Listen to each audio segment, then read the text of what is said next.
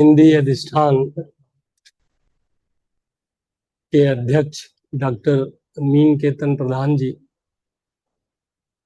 और बुल्गारिया का मंच, इन दोनों के संयुक्त तत्वावधान में जो ये राष्ट्रीय और अंतर्राष्ट्रीय संगोष्ठी आयोजित की गई, उसमें मुझे बुलाने के लिए डॉक्टर प्रधान का बहुत बहुत धन्यवाद। मंच पर कुलपतिद्वय डॉक्टर विनय चौहान, परम सदैव गुरुवर डॉक्टर विनय कुमार पाठक और परिहार सर। प्रथम सत्र में जो बातें महत्वपूर्ण थी वो कही जा चुकी हैं। मैं जो बातें नहीं हुई हैं उन पे चर्चा 5 या 6 मिनट में मैं अपनी बात रखता हूँ।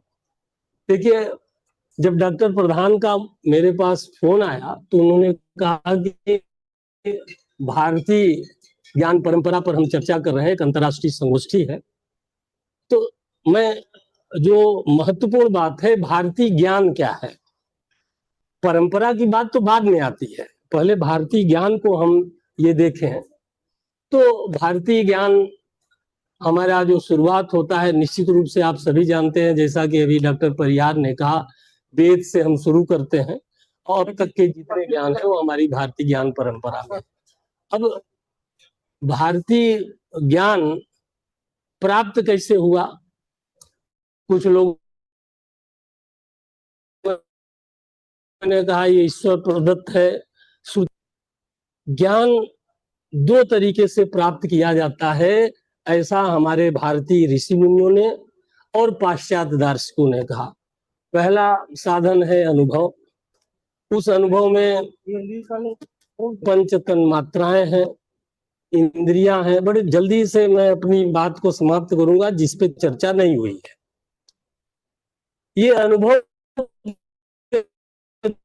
द्वारा हम ज्ञान प्राप्त करते हैं। आंखें देखती हैं, त्वचा स्पर्श करती है, जिह्वा स्वाद लेती है, इसके द्वारा ज्ञान प्राप्त होता है।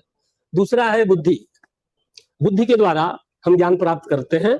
जैसे हमने ये देख लिया कि जो है जहां जहां धुआं है वहां वहां आग है।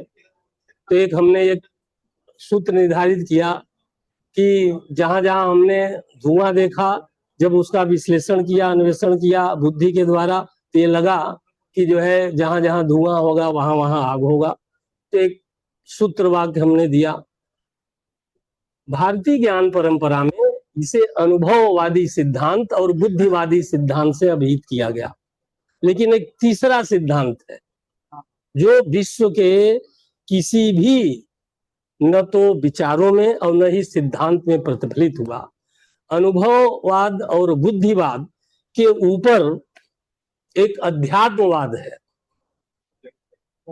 तो बुद्धिवाद और अनुभववाद के ऊपर जो अध्यात्मवाद है, मैं संक्षेप में समझा दूं कि एक साधारण सी चीज है कि कार्य कारण सिद्धांत हमारे पाश्चात्य और भारतीय दर्शन परंपरा में कहा गया है कि भाई दूध में अगर एसिड डाल दिया जाए या जो है जामुन डाल दिया जाए तो वो जो है दही में कन्वर्ट होता है।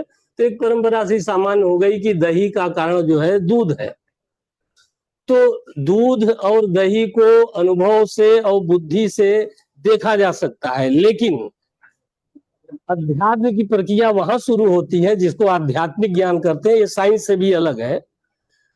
दूध को हमने देख लिया और हमने एसिड को भी देखा डालते हुए, और फिर उसका परिणाम हमने दही देखा।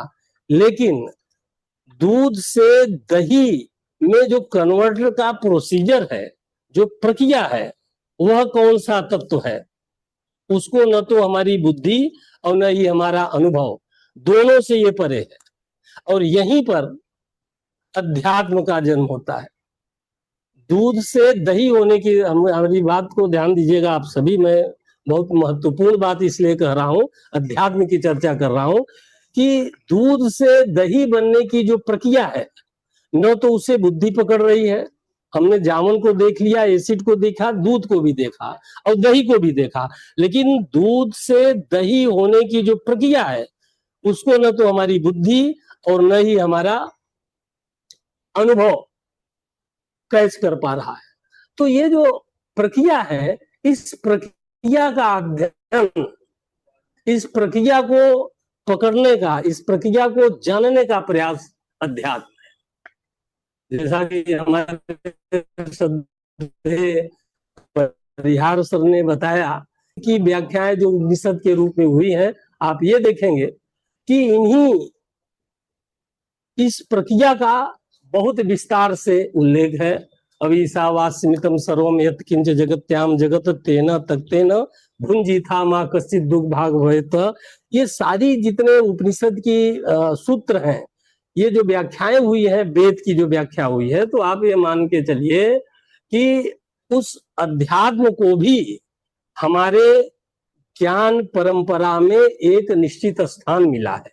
और यही कारण है कि हमारे जो 9 दर्शन है, 6 दर्शन आस्तिक आप सभी जानते हैं, वेदांत है, मीमांसा है, योग है, लेकिन जो नास्तिक दर्शन है वह भी प्रकारांतर से कहीं ना कहीं चार्वाक है, जैन है और बौद्ध, इसे नास्तिक दर्शन कहा जाता है। लेकिन इन नास्तिक दर्शन में भी आप जो भौतिक जगत की स्पष्ट व्याख्या करता है, आध्यात्मिक जगत की व्याख्या भौतिक जगत के साथ साथ मीमांसा है, वैशेषिक दर्शन है, योग है, न्याय है और वेदांत है, सांख्य दर्शन भी है। सांख्य को कभी कभी आधुनिक विद्वान या दार्शनिक उनको थोड़ा थोड़ा, पूरा नहीं, थोड़ा थोड़ा उन्हें भी निराशावादी दर्शन मानते हैं। लेकिन कुल मिलाकर के हमारा ज्ञान भौतिक जगत का और अध्यात्म जगत का, या हम कहें पराविद्या का या अपरा विद्या का, या हम ये कहें दूसरे शब्दों में मर्त एवं अमर्त का मंजुल समन्वय है। इन समन्वय से जो सिद्धांत आया या जो विचार आया, जो प्रत्यय आया, वह वसुधैव कुटुंबकम और सर्वे भवन्तु सुखिनः सर्वे सन्तु निरामया का सिद्धांत प्रतिपादित हुआ। तो हमारी ज्ञान परंपरा वसुधैव कुटुंबकम और सर्वे भवन्तु सुखिनः के आदर्श को स्थापित करने हेतु वैदिक कालीन व्यवस्था से, वैदिक काल में आप देखिए वपाला, घोषा, निसावरी, लोपामुद्रा जैसी महिलाएं और हमारे ऋषि इसी परंपरा का पालन करते रहे। कुछ अपरिहार्य कारणों से बौद्ध काल में थोड़ा व्यतिरेक हुआ, लेकिन कुल मिलाकर के आप अब ये देखें कि यवनों के आक्रमण के बाद हमारी जो ज्ञान की, भारतीय ज्ञान की परंपरा थी, वह साइड में हो गई। कहने का मतलब ये हुआ कि इसे जो है अनदेखा किया जाने लगा। कारण एकदम स्पष्ट था कि विदेशी आक्रांताओं के कारण उनकी सभ्यता, उनकी संस्कृति, उनके विचार से हम प्रभावित होते रहे और हमारा ज्ञान एक आवरण में छिपा रहा। 2014 के बाद जब हमने वसुधैव कुटुंबकम और सर्वे भवन्तु सुखिनः के आदर्श को पुनर्स्थापित करने का प्रयास किया, तब आज आप चतुर्दिक, चाहे वो साहित्य हो, कला हो, विज्ञान हो, अर्थ जगत हो, सब में हम सर्व समावेशी, सर्वस्पर्शी की बात कर रहे हैं। और हमारे डॉक्टर केतन प्रधान जी जो भारतीय ज्ञान परंपरा की बात कर रहे हैं, और जो जितने अभी विद्वान वक्ताओं ने कहा, आप देखेंगे वहां भी सर्व समावेशी और सर्व स्पर्शी की बात तो छोड़िए, साहित्य में भी इसकी बात की जा रही है। कुछ समीक्षक और आलोचक जो है सर्वसा होनी चाहिए। तो मेरा कहने का मतलब यह है कि हमारी भारतीय ज्ञान परंपरा विस्तार में न जाके हम दो ही बात कर रहे हैं, एक वसुधैव कुटुंबकम की और दूसरा सर्वे भवन्तु सुखिनः की। ये दोनों सिद्धांत, ये दोनों विचार, ये दोनों प्रत्यय हमारे दर्शन के मंथन के उपरांत हमारे ऋषि मुनियों ने दिया रहा। वसुधैव कुटुंबकम का आदर्श वाक्य श्रद्धेय शायद मनु जी का है, जो श्लोक है। तो इस परंपरा में अगर हम चलते हैं तो निश्चित रूप से आप यह मानिए कि दुनिया के जितने विचार हैं चाहे वो लेनिनवाद हो, मार्क्सवाद हो, माओत्से का हो, पूंजीवाद हो, समाजवाद हो, इवन लोकतांत्रिक समाजवाद का विचार भी सर्वे भवन्तु सुखिनः और वसुधैव कुटुंबकम में समाहित है। तो भारत में आप देखें तो भारत में ऐसे किसी सिद्धांतों की आवश्यकता नहीं थी। हमारे सिद्धांत ही हमारे लिए पर्याप्त थे। आदर्श जीवन, लौकिक जीवन और पारलौकिक जीवन का निर्वहन और सच्चिदानंद को प्राप्त करने के लिए। लेकिन परिस्थितियां अलग रही, ढेर सारे आक्रमण हुए। अभी जिस ज्ञान परंपरा में, खासतौर से हम अगर ज्ञान की ही बात करें, जिस परंपरा को हमको ज्ञान को आगे बढ़ाना है, उसमें हमें ये देखना है या हमें इस पे प्रयास करना है कि किस तरीके से हम भौतिक और अलौकिक यानी लौकिक और अलौकिक जीवन में सामंजस्य स्थापित कर सके।